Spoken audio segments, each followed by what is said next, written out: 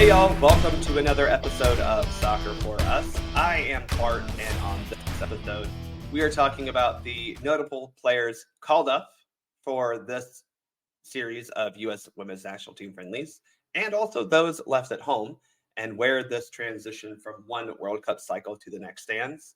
And we'll also dig into the two promising yet still slightly underwhelming matches that the U.S. played against China, despite getting a 5-1 aggregate in the window.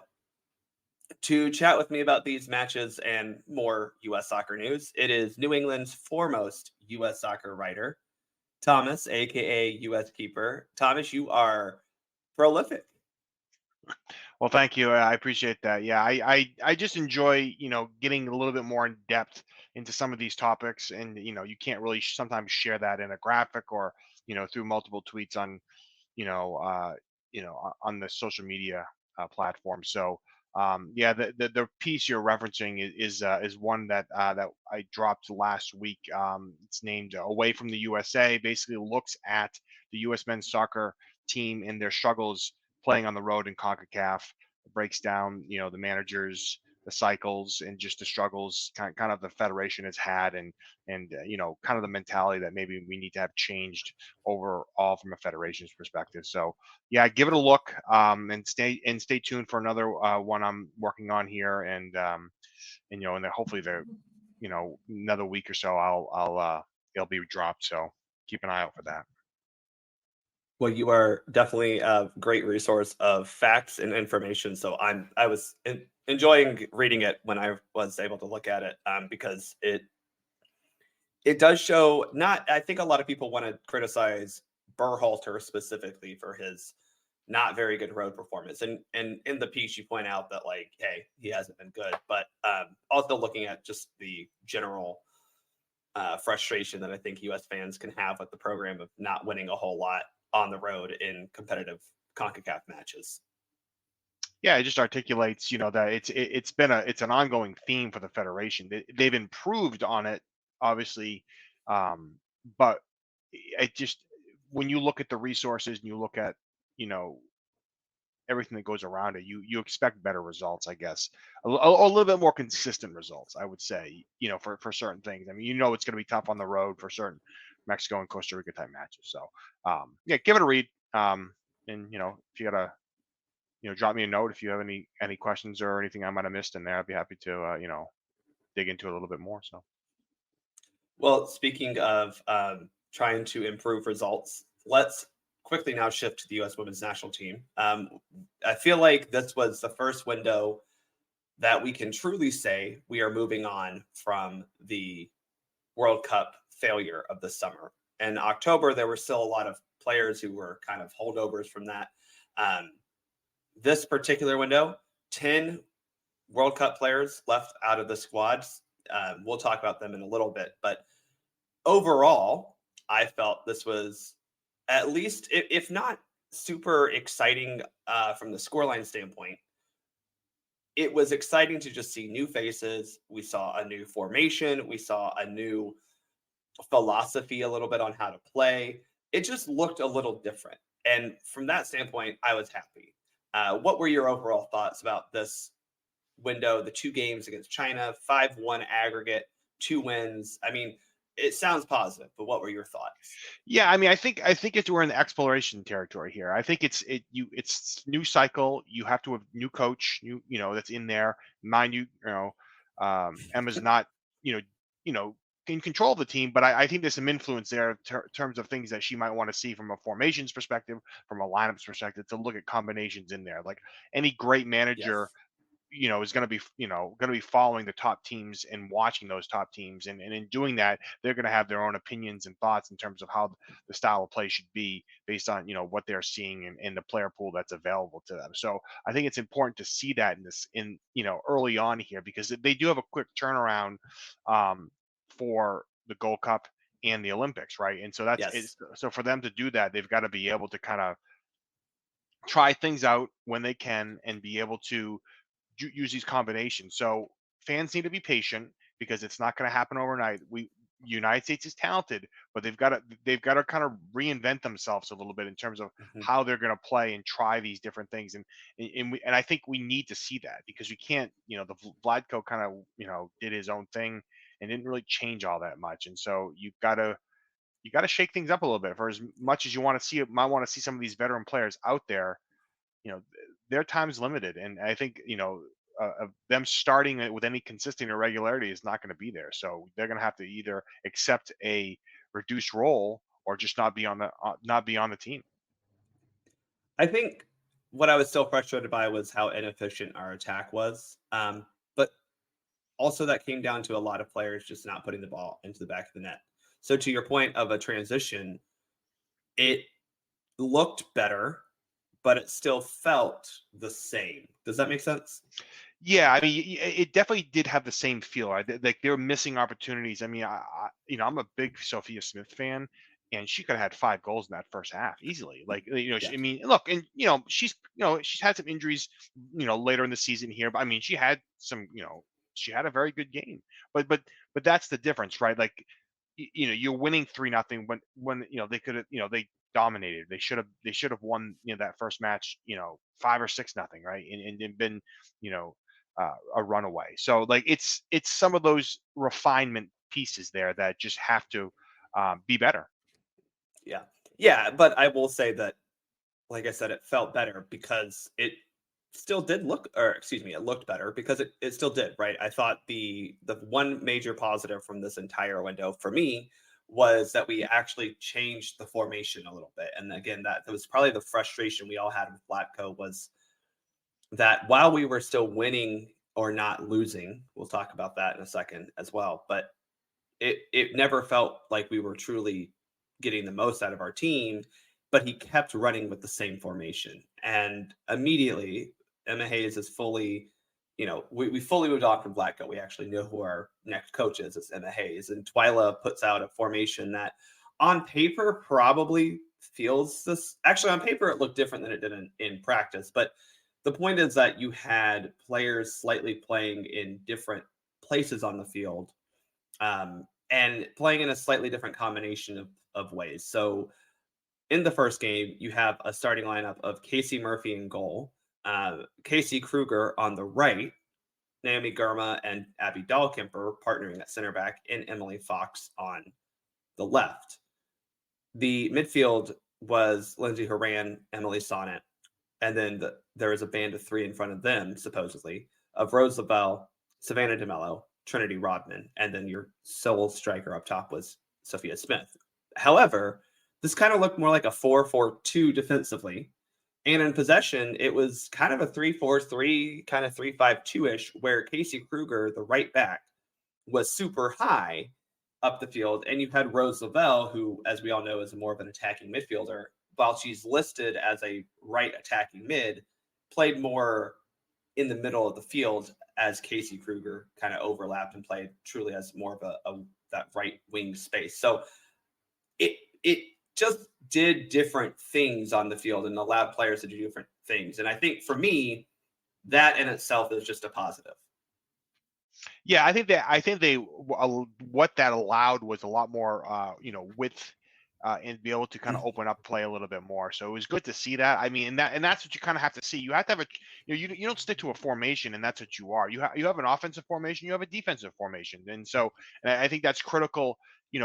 To play at that higher level, and you have the talent that can do that with this Yes. women's team. So there's no question about that. Yeah.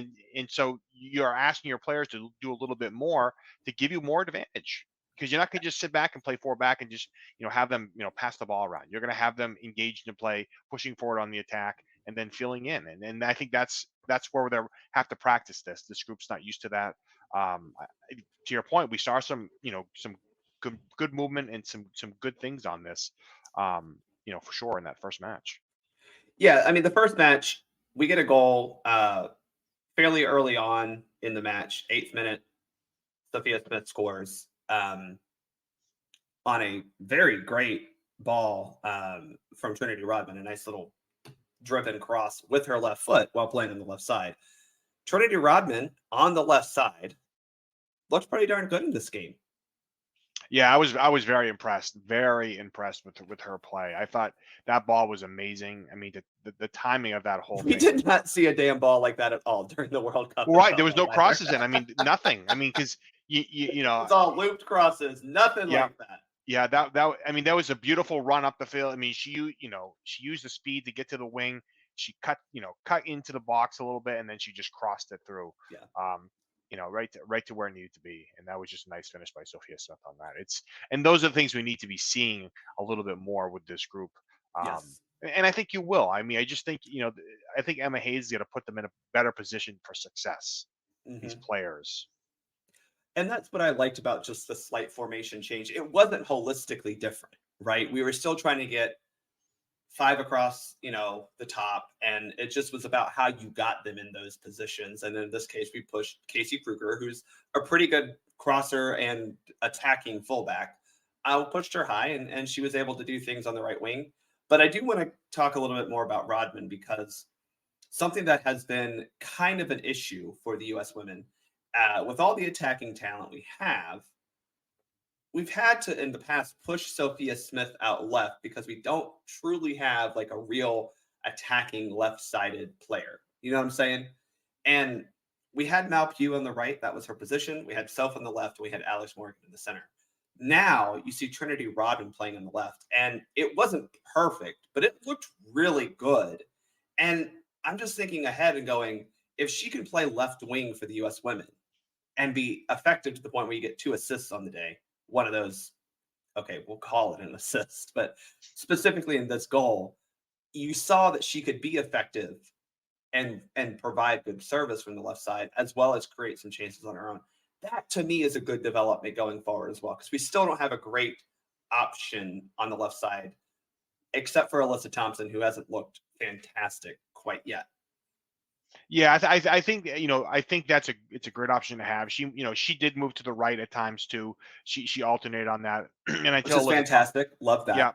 yeah. I mean, you switch it around, right? You keep them on their toes, and not knowing where the players are. And I think Alyssa Thompson will find her way with that. I mean, she's obviously very young, so I expect great things from her as well. So, but to have that option that really hasn't been there, you know what I mean? Like that's been lacking. Um, either because the player set hasn't been there or due to injuries that have just put people in that not good positions to be able to execute Yeah. in that position. So we got the early Sophia Smith goal. It felt like we could have scored a second or third, but then the final 10 minutes of the half, correct me if I'm wrong, but it just felt like we kind of just, I don't know, the energy dropped. Is that fair? Yeah, that's one. I mean, again, it's a friendly. It's a hard thing. They kind of got a little They're bit. also kind of out of season. We have to give them that little Yeah, credit, right? The NWSL season finished last month. Some of these players have been out longer than that. So we do need to cover our bases there. right. I mean, I look at it a couple of different ways. I mean, it's a friendly. You get up, early. You're dominating. Like you said, what kind of ran back. But I look at it this way: new manager in there. Take your opportunities and go out there and Yeah. because you may only get a half, right? And Yep. and so make the most of it. And so that's kind of where I'm on the on the line with that a little bit. But again, they're out of season, so not horribly out of season, but they just finished a long season, so it's a matter of just that consistency and that killer instinct, right? Like I think you want to go and dominate these opponents. I don't care who you're playing. You want to go and Yes. dominate in general. I think that's what we haven't seen in a while. From the women. I mean, they've gone out there, they've found ways to win, but not overly dominant or Yes. or in the scoreline, in a large scoreline hasn't really been there either. So, which you're used to, Yeah. but again, the teams are getting better, and but Yeah. China's a known quantity in women's soccer. They're not a bad team, but I think it's safe to say this is not the type of China team we've seen in the past. So yeah, correct. you'll have to excuse me for wanting us to be a little bit more cutthroat, a little bit more urgent with our scoring. And it did feel like we left some chances on the table in the first half, and even in the second half. It just seemed like we were not as. I just feel like urgency is the thing that I always felt with this team, of like it just wasn't like it was do or die every time you got a chance in front of goal. And I get it; it's a friendly against China in December, but I'm with you. I'd like to see us get back to maybe racking up the goals a little bit more against these teams who aren't very good. Um, any other player that kind of stood out to you, good or bad, from this first game? You know, I thought I thought Rose of I know Rose is not she's coming off kind of an injury laden season, and she's definitely on the veteran side, but I thought she played very well in this attacking midfield position that is kind of been lacking too. I that was kind of a takeaway I had with her. It was good to see her kind of pushing forward and being dangerous on that, and I think she's going to be a critical leader in this cycle for the women. So Yeah, I think you bring up a great point that right now in this match, and even before this, she hasn't looked great. She didn't look great at the World Cup because she's the injury she's had, and she's kind of picked up a couple since then. It feels like, but going forward, she has to be a pivotal player, um, and hopefully she can get back to that. I will say that it was telling to me that DeMello didn't seem super involved with the game, and that was a little that was a little concerning for me. yeah, I mean, that one's a little bit of a head scratcher. I can't. I mean, she doesn't have a huge amount of caps with the team, and you figure. I don't know. I mean, there may be some other something at play there, but you would figure that there would be a little bit more urgency from her to go out there and show well in this new It felt like cycle. the only real action she had was that dive that she had right at the top of the box because she thought she was fouled, and it was barely touched by the Chinese defender. Right. Abby Delkemper makes her appearance after I forget how many days. It was like 500 some days off. Multiple injuries, back surgery. I don't want to put too much water on this fire that people were, I think is exciting she's back, but I don't know why we need to keep her and try her out when we still have Alana Cook on the bench. And I'm just confused at how Alana Cook is somehow not a key player for this team after playing almost every minute of the 2022 season. Yeah, that one I have not really any idea what's going on there because I don't know if there's just if it's a personality issue. I mean, you're right. I mean, you know, we've seen what Abby can do, and we know that. And this is just a good opportunity for, she's, Alana's 26 years old. She doesn't really have for that age. She doesn't really have all that many caps. So that what's 29, 30 caps Hmm. that she has. So it's really not all that many. And I think. I think we need to see more of that because you're talking 4 years difference, and you've got to be able to get those younger fresh legs out there consistently to see what they can do in terms of the combinations that are going to be provided, especially on the defense. Because the defense has been an area where it's with Germa coming in, it's improving. And so I think you want to see those combinations out there working together with that young group to kind of build that core, back four or whatever it's going to be together. So yeah, I don't know. That's just one of those. It's got to be a personality thing. I don't know. I don't know either, and it really is strange because she was such a pivotal part of that back line up until the World Cup, and then she gets replaced by Julie Ertz. We haven't seen her since, and it just I don't know. It's just weird. I don't know what to make of it. But I do want to talk about a positive with Jaden Shaw. She comes in. She is pivotal, I think, in creating chances for the U.S. Um, she is ultimately responsible for Lindsey Horan's goal. Um, she is the player that runs in front of that diagonal run into the box that makes the keeper hold her position and Horan's cross, which I'm not sure how it missed Shaw's head or how Shaw missed the ball because it felt like there was half an inch that she missed it by. Ball goes into the far post for Horan on a kind of a lucky goal, but we'll take it either way. But Jaden Shaw just seems to be doing a lot of good things. Yeah, I liked her in the last cycle too. I think she makes a lot of good runs in the box. I mean, she's only 19, so She's only I think there's a lot. 19. That's the thing. She's only 19, and so like like my daughter was asking me something. I'm like, I'm like, I think she's only 19. She goes, no, no, no. I'm like, she doesn't, she doesn't play like she's 19, and she's Right. she's doing a lot of dangerous things in that box. And I think, um, just a different type of striker that we don't Yes. have right now. So I think the more we see her and find out what that role is going to be, I think you know it's going to provide different opportunities for players to maybe move and to put her in that position. I'm kind of paraphrasing, but she said after the second game, when a reporter asked her what she needs to improve on, and she kind of mentioned what she put in there is that she's got to work on being both a dual 10, right? Because that's a position she'll play, but she's also got to work on being a right-sided attacker who might cut in because she's a very talented player, but she's young, so these positions aren't things that she's fully used to, and the fact that she's still looking pretty darn good in them is a positive. Yeah, I'm very excited to see what she can do. Around with that core, the core group. Right, you want to see what these players can do with the core team.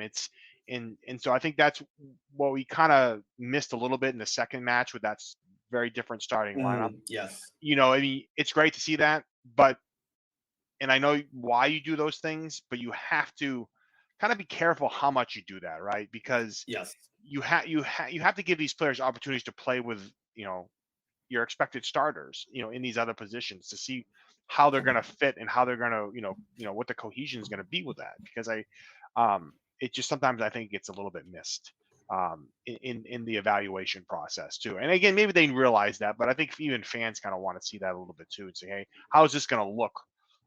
When we start playing in the Gold Cup or in the Olympics. Well, real quick, we'll point out two debuts. Give them a little shout out. Jenna Neiswanger gets her debut for the U.S. Women's National Team. Comes in for Emily Fox at left back, and then Olivia Moultrie, the girl who broke a lot of molds in NWSL, forcing them to sign young players. She's kind of been in all around the U.S. youth setup, and now she finally gets her debut. She comes in for Rose Lavelle in the 71st minute. I thought Neiswanger looked like she belonged. She looks a lot like Emily Fox in the fact that she works hard. She's a pretty good defender, but very good in possession as well. And Olivia Moultrie looked. She didn't. She's another one. She didn't look 18.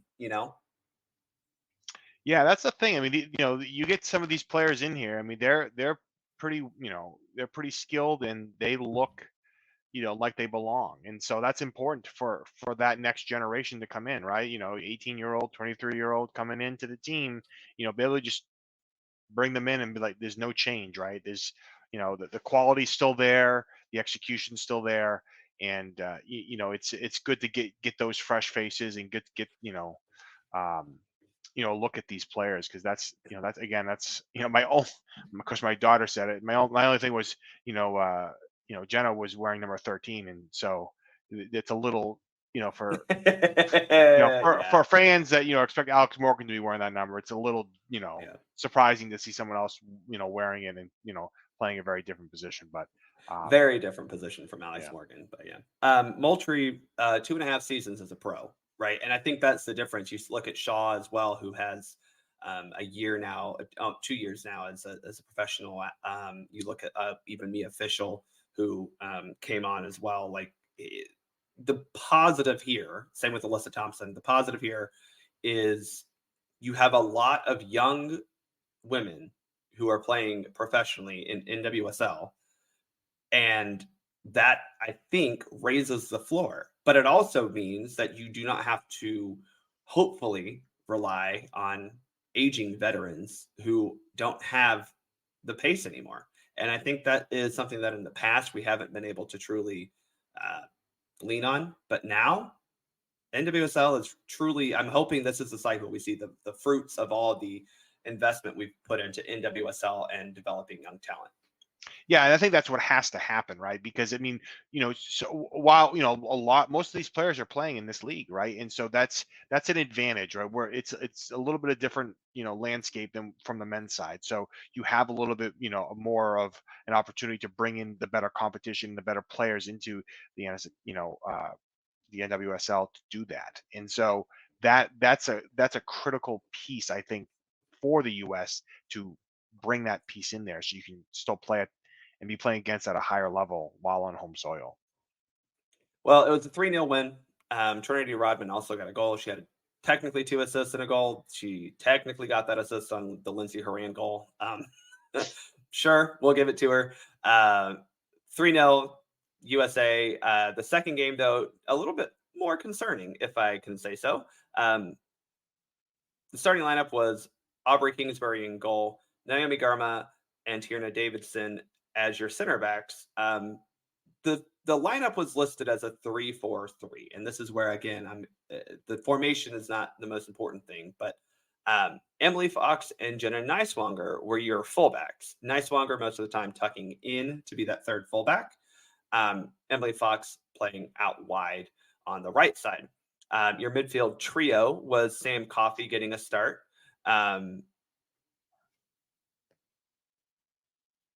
Jaden Shaw in the attacking midfield role, and Emily Sonnet as the other kind of defensive mid. And then Lindsay Horan, Lynn Williams, and Ashley Hatch doing some sort of combination of the attacking three, if you will. Again, it's like a 3-4-3, 3-4-2-1, something like that. But the point is, again, just a slight different look when it comes to the formation. And I know on paper it really doesn't matter, Thomas, but like in practice, you could see how just slightly shifting a player did help open things up for this team. Yeah, I think that's what they're really trying to figure out right now is how you're going to be able to open up that play because we hadn't seen that for quite a while, and so they kind of got locked into that. And I think these different formations, on offense and defense, are critical to be able to see how you can open up that space and find those different lanes into the attacking third to be able to be dangerous. And so that's exciting to see because we hadn't seen it for so long. And I'm not sure the starting lineup. It was a little uninspiring that first half. With this group, unfortunately, I would have liked to see, you know, a little bit better output on that. But I mean, again, that's what these friendlies are for. I'll say it over and over again, but that's what they're for, right? So you don't get too discouraged on that piece of it. They have to go through the bumps and grinds of these friendlies and try to figure things out. Yeah, and with Neiswanger, Coffey, Shaw as the three kind of like experimental players, if you will, um, it makes sense why there wasn't as much fluidity or output as you would want because they're also trying to figure out how to play with these players. But that doesn't mean there wasn't anything. I mean, throughout the game, the U.S. still produced 24 shots, which is more than they had the game prior. Now, the sad part is you give up a goal right before halftime. U.S. concedes to China off of a set piece / corner kick. It was basically a corner kick, but it was a foul, so it was a direct free kick. Ball goes over the top of the goal. Kingsbury comes to claim it. I shouldn't say the goal. Over top of the six. Kingsbury comes to claim it. She misses it completely. Terrible goalkeeping from the very experienced veteran in NWSL. Chinese player heads it back across, and then Mingyu Shin puts it home. But I think it's fair to caveat this that if this were in a competitive match, that probably would have been flagged for offside. Yeah, that's true, and I do want to touch on the goalkeeper situation too. I mean, Do it. that's yeah.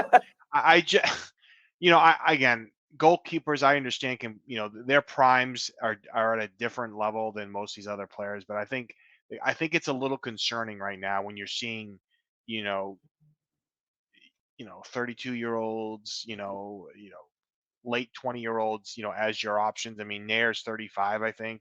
You know what I Yeah. mean? Like, so I mean, I'm not saying they can't compete and do that, but where's the next? Where's the next tier of these keepers coming through? The next piece of it, and so I'm not seeing that yet. It's a little concerning. Not so much for this cycle because I think you do have a good core. I think Nair will get her time. I think Murphy will probably be the number Yeah. one keeper, maybe. Murphy's. Yeah, but Yeah, I'm with you. Who is the other? I think what's concerning for me, if I can just jump in, because Kingsbury at 32, Nair at 34, 35, we need to phase them out, right? Like that's not unfair to say. No, not at all. I mean, Yeah, that's it, yeah. I mean, it's very clear and evident. I mean, they may have a role, for a leadership or third keeper type of situation, but they're yeah, starting to, you're just starting to see that they just don't have the movement that they once had, and that's, you can't afford to have, that be a position that, falls into that, right? Because yeah. the players are just that much better, so you have to have some, players on their toes to be able to do what they need to. And we saw Murphy in the first game. So I think for me, Casey Murphy is clearly the number one going forward. I'm not saying that's written in stone. I'm just saying that seems to be who it is. What's concerning to me, and this is why I'm a little perturbed that Kingsbury was called up again, is because we had Jane Campbell come back in. She's 28, so she's in that little bit of a prime age for a goalkeeper, especially if she's going to be your backup. She has experience with the national team. She won't be old by the time that the next World Cup comes around. But we have young, talented goalkeepers in NWSL. There's Katie Lund at Louisville specifically. There's I know she's not playing at Manchester United anymore, but Fallon Joyce, who is with Reign, even Bella Bixby. There are young, talented American goalkeepers in NWSL. I'm itching to see them because I'm with you. We can't have 32 and 34-year-olds right now be the goalkeepers even at all in the pool going forward. We need to find the next young starting goalkeeper. And Casey Murphy can be your starter for the next two World Cups. But you also need to make sure you're grooming the talent behind her to push her. Well, that's the thing. I mean, you look at, even on the men's side, you look at, once they've kind of get the keepers in there, they stay. I mean, they're Yeah, getting, and that's fine.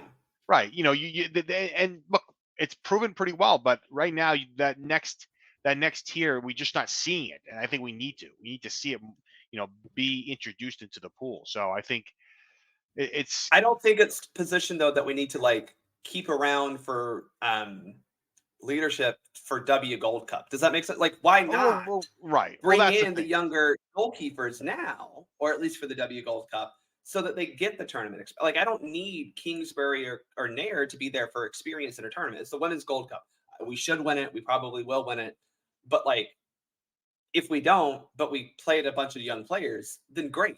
Does that make sense? Yeah, I mean, but then that's what we have to be doing in cycles, right? You have to flip it over. You have to Right. flip it over at some point, right? You can't continue relying on that. You have to. And I was thinking about this the other day. It's like the women's cycle is a little bit more challenging because they go from World Cup to Olympics, right? There's no break, Yes. and so they're in an odd year. There's no way to avoid that, right? Yeah. I don't think in And the terms of. fact that the Olympics are full seniors is another thing. But that, Correct, right? So they have a little bit, of I guess it's an opportunity, right, to be able to do that. But they've got to be fast on that, right? So you can't mhm. really.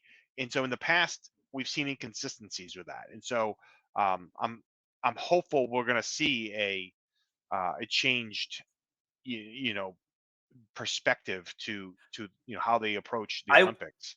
I would sacrifice medaling at the Olympics for giving the next for trying out that next generation. Does that make Right. sense? Yeah, and come on, make that statement. Say, look, our goal is to win the gold medal, but guess what? In an effort to make sure, we are, gonna put everything we can to win the next World Cup. We're going to try, a different group of player in this instead of bringing in, some of these veterans that, have led us and done a great job at it. But because you have to make that sacrifice based on how that timing is. You don't have 2 years to be able to kind of settle into it. And that's something that I think Matt Crocker does need to look at because for the so long in this program, and this is one of the things, the problems with Kate Markgraf was, I think she could have been better had she not done everything that the 99ers did. But one of the things that this program has always done is try to give that Olympics as your, you know, um, the last gasp from the retired players. We think of like the last Olympic cycle was we still had Carly Lloyd. We still had, I mean, it could have been a perfect time to give them their last hurrah. But then, okay, Carly Lloyd, that's her last major international, but we still kept Megan Rapinoe. We still kept Alyssa Nair. We still kept even Alex Morgan as a key player on this team. So why I I want us to use the Olympics after the World Cup to be a true turning of the page and say this is our new generation. And so what if we don't medal? I mean, the likelihood that we don't medal is still very low. We played terribly last Olympics and still got bronze. But you get a new team, in my opinion, you get a new group of players at least bonded by that international tournament experience and learning what it means to play with the U.S. women's national team crest, the U.S. crest with 4 stars above it. You learn what that weight feels like. Right, and I think in the past what we've seen is when they have failed at a World Cup, there's like, well, this is redemption, right? We're Whoa, gonna we get got to the go get it. yeah, Yeah, yeah, right, and that's fine to a point, and there's times when you can do that with the player pool that you had from the World Cup, but you can't try to have that that sort of mentality going into every single one. yeah. You have to just reset on that, and I think that's where Matt Crocker has to come in and say, look, hey, let's refocus this year.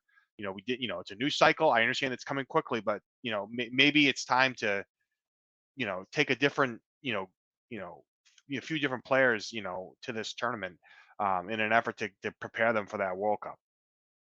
So anyway, we were talking about the fact that we conceded a goal. That was a great tangent. That was only our third goal we've conceded all year. Literally, U.S. women's national team Twitter just tweeted out that we've conceded 0.17 goals per match this year. We have played 18 matches, only conceded 3 goals. I think that kind of sums up the frustration with this team and the frustration with Vlatko of like, we only conceded 2 goals with Vlatko, but our offensive production, especially during the Women's World Cup, was so bad. And it felt similarly in this match because, we had to get 2 goals kind of late to salvage the win.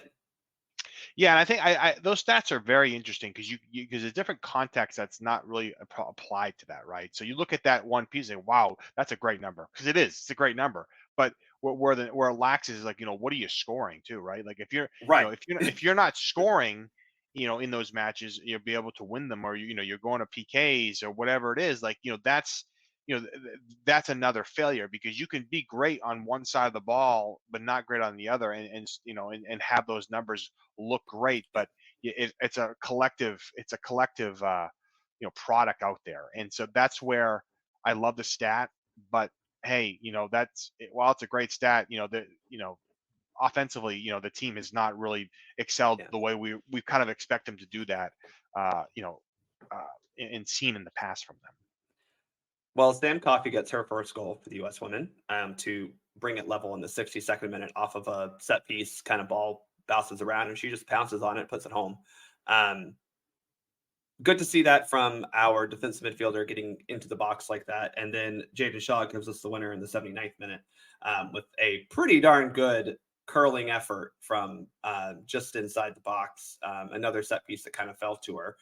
Um, I'll be honest, I liked seeing that just because it felt like our set pieces were so just lacking, especially during the World Cup. I know we got the one from Haran, but it felt like we didn't really create a whole lot off of set pieces in the World Cup. And it was nice to just see not necessarily headers, but that second or third ball get used for a goal. Yeah, just dangerous opportunities. You're right. We didn't see much of it during the World Cup. It's great to see it now a little bit more, and hopefully just continues because I think they've got the capability to be dangerous on those and to be able to just create some havoc there and get some goals off those set pieces. Well, 2023 for the U.S. Women's National Team ended with a win. Another stat for you: an undefeated year, undefeated in 2023, despite not winning the World Cup. 18 games, 14 wins, 4 draws, 0 losses. However, we had a couple of draws, especially in the World Cup, that definitely felt like losses, and one that ended up getting us eliminated. So, again, a stat that doesn't tell the whole story. Yeah, for sure. Um, we'll talk a little bit more about the 2023 in whole for the U.S. men and women with some hashtag content coming up. But just overall, last chance to give some thoughts about this particular window before we go on to looking at some of the new faces and the old faces that were left off. Yeah, I just think again, it's good to see the new faces getting the opportunity to be brought into the team. I think it's exciting. It's going to be more exciting when Emma takes full control over the team.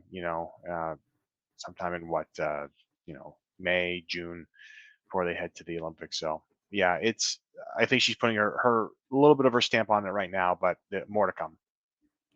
So I'm going to give you the three new faces that we had in this camp.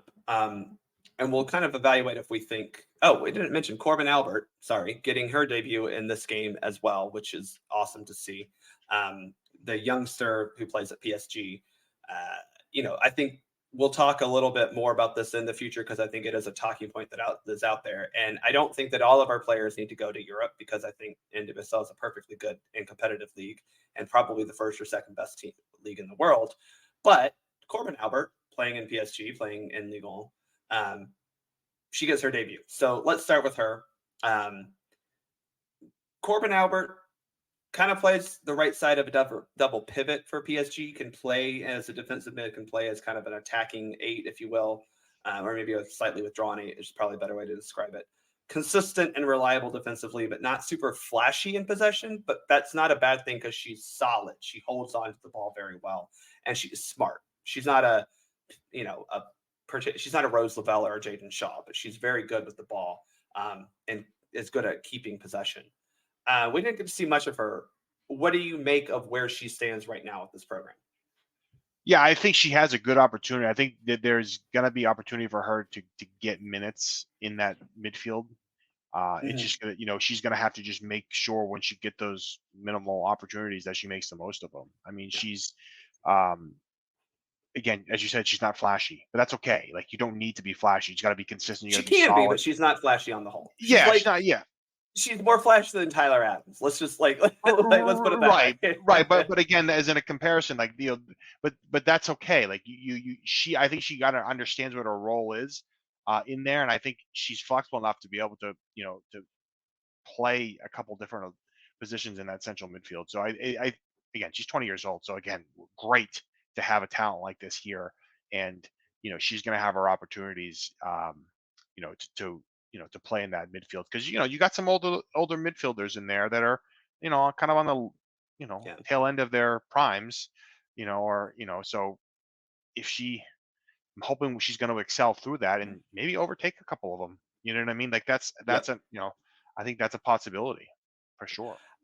We'll talk about some of those older players in the old heads not called in section, but yeah, I think she's in a crowded midfield. But at this point, there isn't anyone outside of like Lindsay Horan, even to me, that has fully taken that and said, "Yeah, I'm a starter in this midfield." Maybe there's one player that we'll talk about in a second. Olivia Moultrie, she's been in the women's national team program for forever, it seems like, but it has been about 5 years. She turned pro at 15 years old. She broke the barrier in NWSL to become an underage professional, and so NWSL actually created a rule just for her. 21 matches for Thorns in total as a center mid and right wing over the 2.5 seasons, as I mentioned. Not prolific, but solid and I think decent enough in the air. I'm just going to say I'm not sure she fits in right now, but it's good to get her involved. Yeah, I think she's probably just on the outside looking in. Again, being involved with these teams I think is important, and being part of these camps is important for, for these younger players. I mean, and so at 18 years old, I mean, we've seen 18-year-olds come in and do a lot of great things, but I think she's a little bit of a, half step behind, um, some of these other players right now. And again, as expected, but she will be there for sure. It's good to have that depth. It's good to see her out there, and yeah, I'm excited to see her too. I'm excited Yeah. to see what she's, what she's gonna, grow into, because that's the thing. We've got to find that next group, that next generation of players to get excited about, to look forward for the future, right? Because we're not looking at just this next cycle. We're looking at the next, 2 or 3 Yes, cycles, exactly. because that's how this women's program has become successful, right? It's not, the next cycle. It's the next 2 or 3 cycles of the same kind of core group of players leading it. Yeah. And I think that's where she's going to fit in, probably later this cycle and probably more on the next cycle. Uh, you know, Kind of overtaking, some of those older veterans, Yeah. like a Haran or Lavelle, come, you know, Yeah. the Again, only 2023. 18. Right. hopefully a bright future ahead of her. My thing for her would just be continue to progress at club level and play well for Thorns. The next one who made her debut, Jenna Neiswanger, NWSL Rookie of the Year at left back for the NWSL Chance Gotham, but actually played defensive mid in college, and I think that's kind of one of the positives we saw from her this camp of being able to play a little centrally along the back three. I mean, the fullbacks are a little weird because we know Emily Fox is one, but you look at Crystal Dunn and Casey Kruger, both in their 30s. So we need to find some right backs, some left backs. Is Nicewanger one of those? I think she is. She came in, and I don't think you missed much of a beat with her coming in on that. I mean, I think she's pretty well positioned. If she continues playing well and stays healthy, and all the things we expect from these players to come in and fight for that position. I honestly, and then I think the nice thing is, as you said, she can kind of play a little bit more central defender if she needs Yeah. to, and I think that's important when we start looking at, again, these different formations that are designed to open up attack, open up space on the field. And I think that flexibility is kind of important to have, and I think she fits right into that mold. It's worth noting Casey Kruger can do that as well, but this is something, the three back system, that Emma Hayes, I would not say she's tied to any sort of formation, but she does like a three back. And I think this type of hybrid center back, especially for a team that's going to be in possession a lot. I mean, we still possess the ball 68% of the time against China both games. You can afford one of your fullbacks to be that third center back, so you have a little bit better possession player. You know what I'm saying? Yeah, I mean, depending on where they're playing there, that they'll, again, push forward, hold the ball, set it up, drop those deep balls, into the attack. And so, yeah, I think, yeah, I think she has a great opportunity to break into this lineup, I think. Let's move to the fresh faces. They're not new, but they're fresh. They're new since the World Cup. Three of them, I think two of them, I'm looking at taking to the Women's Gold Cup. The other one, I don't know. Mia Official, I think she's in the conversation for sure. She might be up there. Jaden Shaw, I think, has put herself in the 23 player roster for the Gold Cup already. I think her performances have been just superb. The one that has made her debut that I'm not sure if she's actually in the conversation, but as I said, if we're looking to move on to some younger fullbacks, it's Ime Vignola. We didn't see her at all this camp. I don't know if we see this sometimes with, players who are really good in the league. She's been good in the league, but she's maybe not international quality.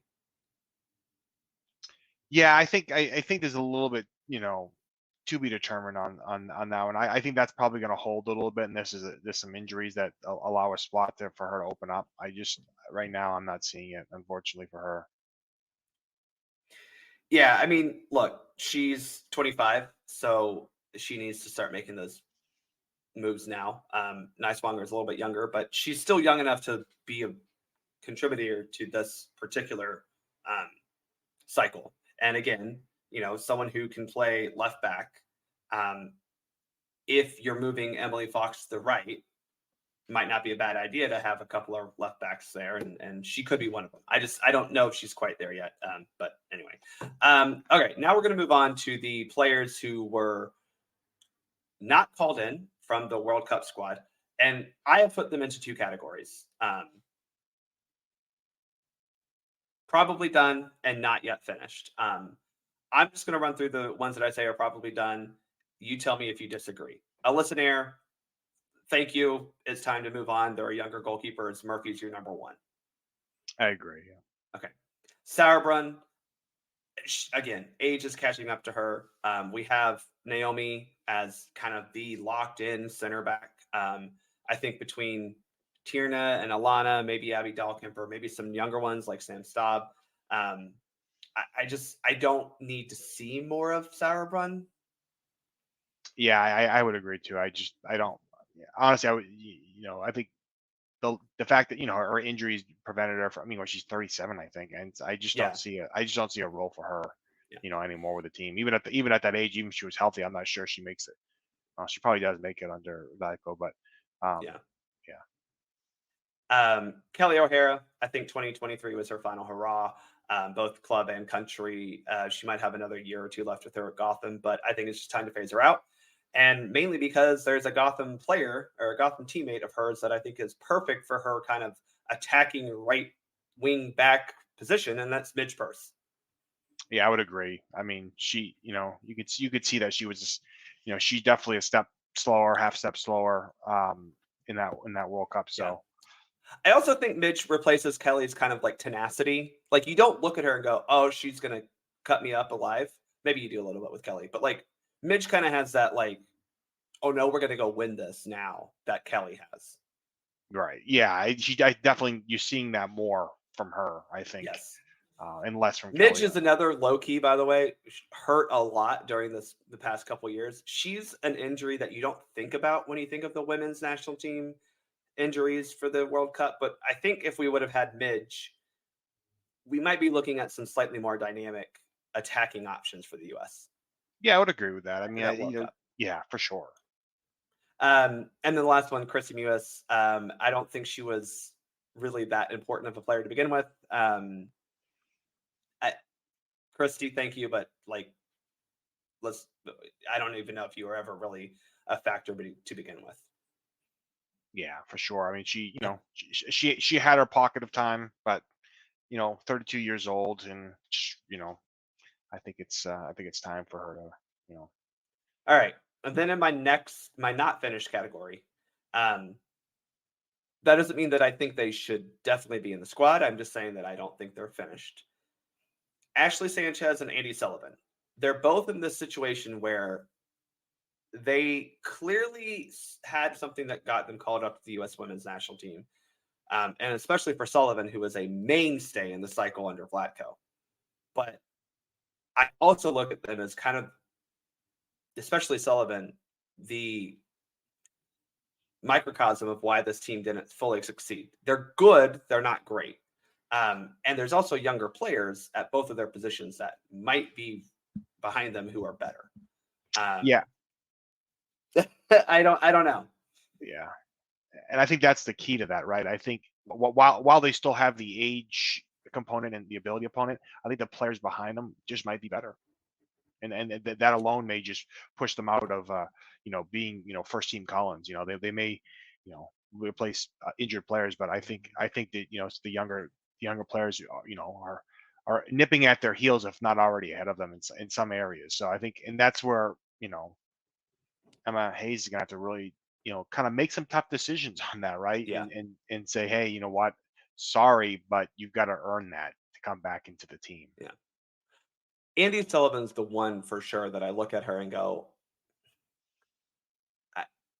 I, she bore the brunt of most of the on-field blame for the failure down under, for sure. I don't think it's fair to put all of it on her. But you just watched her play and it never felt good enough.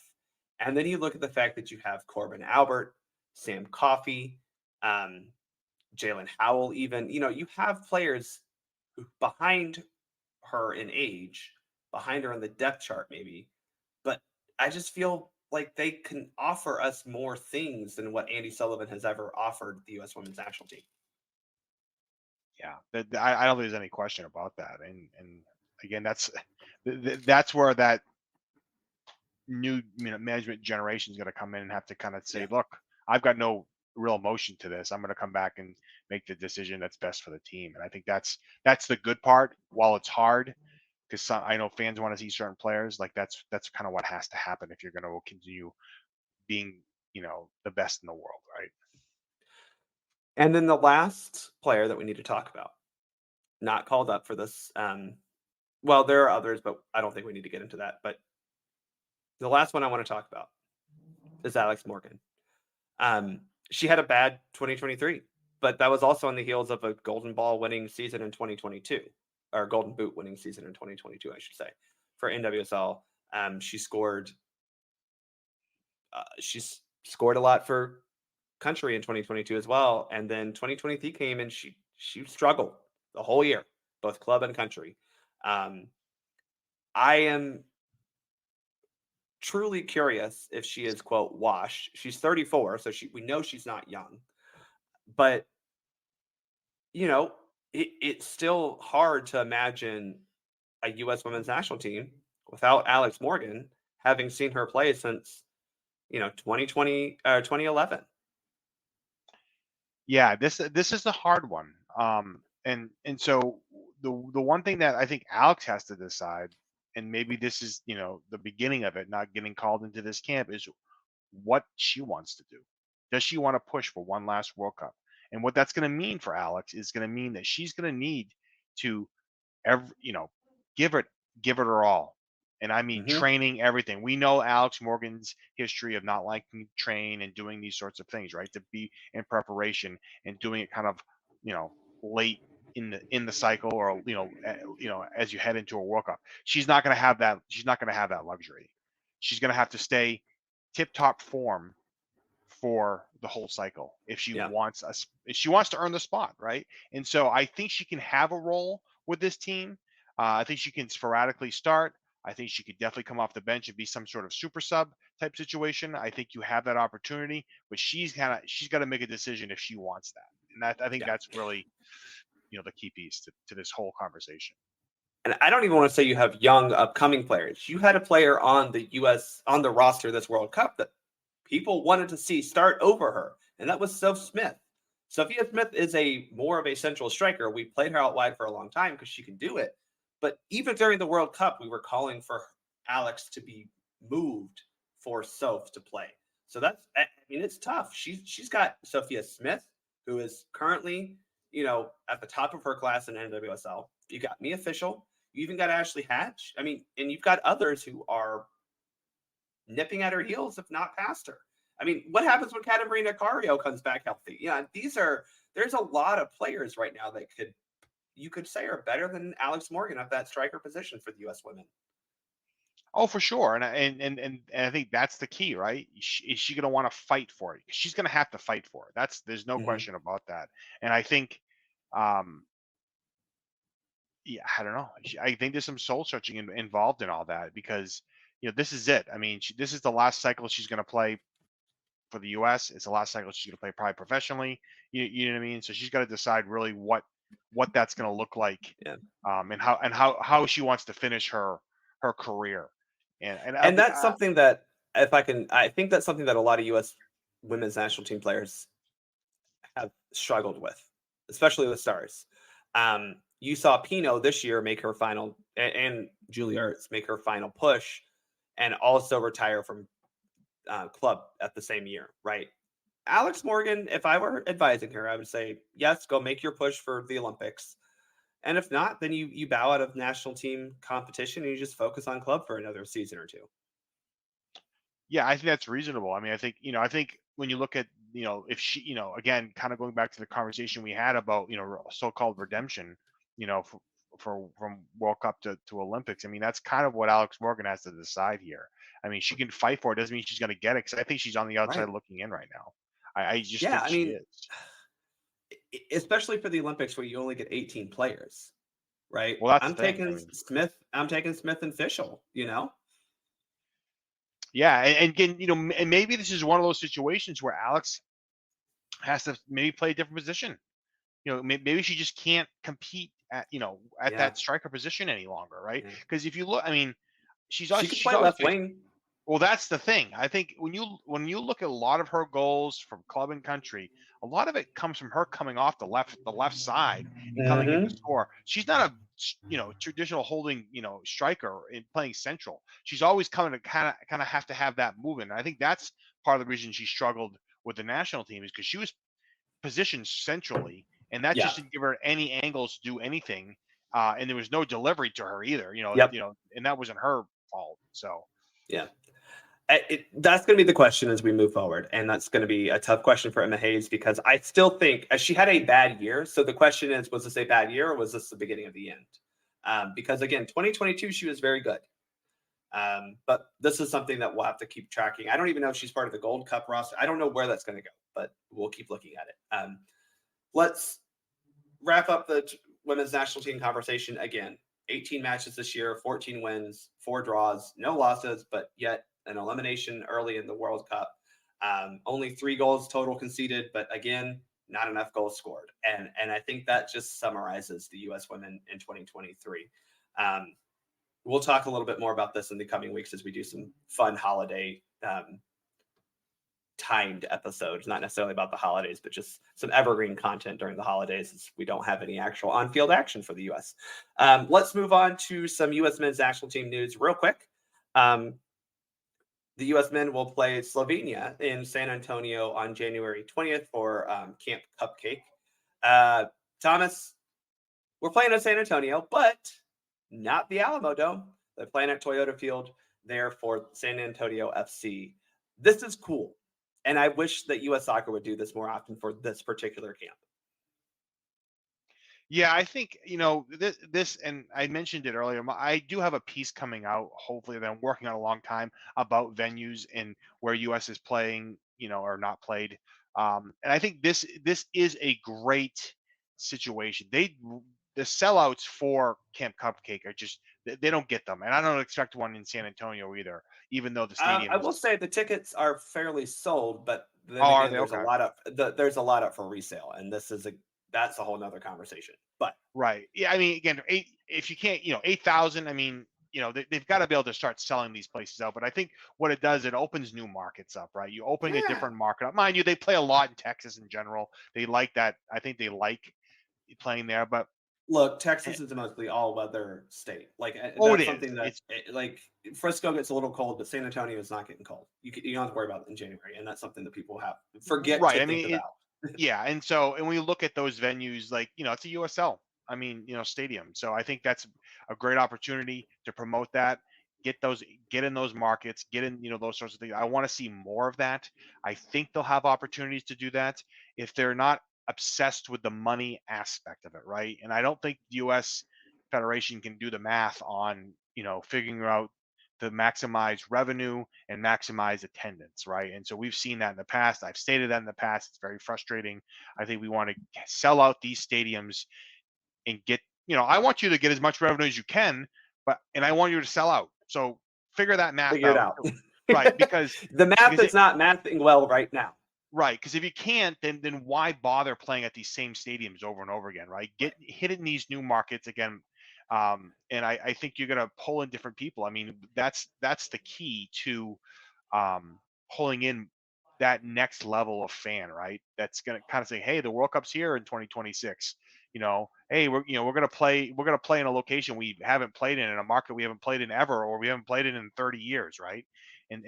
So it is good to see that's the start of it. They kind of, and again, in my piece, I'll articulate, but the U.S. has kind of been taunting a little bit, saying, "Hey, another one checked off the list or something," before one of the October friendlies in terms of where they played at a different venue. So Mhm. I think this will be good. I don't know how the camp seems like it won't be all that long. The last junior camp, I think, was a shorter one in general. I think they're going to cut these down a little bit more. And only one Um, game, I like that, right? Because yeah, you don't need to focus on two games. I don't think two games helps anyone. I think this is just about training and getting new faces into the yeah. program. As much as I I want don't to need see, two yeah, matches of, I don't know. I don't need two more matches of Aiden Morris. yeah. I mean, I don't. I mean, I like to see more matches, but I get the point of if you get one, you just a little bit more impactful to say, hey, this is it. This is your chance, right? You don't Yeah. have another one to do this, and we know we know what we see from these camps, and hopefully they have a different perspective in terms of what they're looking to bring in for For what for the it's players. worth, I'm looking at the Ticketmaster app right now. There's not a single U.S. soccer um, ticket available. Okay. Okay. Um, that's false. There's like 10 available, but there are a ton of verified resale tickets available. Cheapest starting at $65 and going all the way up to $173. And I can say that the supporter sections tickets, when they sold them, were $35, which was the cheapest in the stadium. So at least they're selling out this venue, but $35 at your starting price is still a little steep, if you ask me. Yeah, for a January camp for sure. I mean, there's That, not going to be a huge amount of draw, right? Unless they yeah. and they have in the past pull a player from Europe, that they can. I mean, Dest was obviously on the team last year, so Yeah. I don't expect to see that. But Well, speaking of places that the U.S. hasn't played in a while, we know that the Copa America schedule is kind of. We don't know the opponents yet, but we know the schedule. U.S. is in Group 3 as a seeded team. We will play in Arlington, Texas on June 23rd. And then on June 27th, the U.S. men's national team is coming to my hometown of Atlanta for the first time since 2015. First time a U.S. team has been in Atlanta since 2016. So long time since they've been here. And only the fourth time ever in history that they've played in Atlanta. And then July 1st, they close group stage in Kansas City. Their quarterfinal match, if they win the group, is in Vegas. And if they advance, the semifinal match will be in Charlotte. That match likely against Brazil. It's definitely going to be against Group D, which is Brazil's group. And then the final is in Los Angeles. That's cool. I think the finals in Miami, isn't it? Oh yeah, it's finals in Miami. Sorry. Yeah. Finals in Miami. Yeah, Los Angeles is Los Angeles was Gold Cup. Good Lord. Yeah. I thought they did a good job with the venues. I mean, obviously, I would have hoped to, have one here in New England, but I thought it was a pretty good balance of that. I find it weird that Kansas City gets both the NFL stadium and the MLS stadium, but I do like that they're using MLS stadiums. They're only being used for those like groups, the team 3 versus 4 in each group. So like games that are A, not super high quality, and B, a lot of fans who probably aren't going to pack the stands, Yeah, it's interesting because we're familiar with the Gold Cup doing double headers, right? For that. They're not doing that. Right, they're not doing that. So I mean, obviously, look, it's Copa America. We're not, this is a major tournament. Let's not forget that. I mean, it's gonna, the last one held in the United States in 2016 was the most profitable, Copa America, ever. So I don't expect any different from this one. I expect that these stadiums to be packed. I expect to be a fun, exciting tournament. So it's kind of it's a preview of what we're going to see in the World Cup, and it's on a much smaller scale, and the World Cup is going to be just massive. Like it will be. I'm very excited. Obviously, Atlanta is going to get to host 2 matches, one of those being the U.S. team. So personally, I'm stoked. But this is cool, and I'm with you. This is a good. I think this one will actually feel bigger than 2016 because I think the sport has grown in the country since then. Also, we have Messi playing here, so that'll, I think, drive some sales as well. Yeah, for sure. I mean, we're going to see some quality teams, some quality talent, and I think the Messi piece to this whole thing is really brought the attention. I'm not a fan necessarily of how that's structured, but what it does is it does bring attention to U.S. soccer, right? And it does bring attention to soccer in America, and so that possibly Suarez. Well, right, that's the thing. Maybe, right. Who knows? Yeah, and so it's going to bring that attention at the right time, right? Because this is a massive tournament.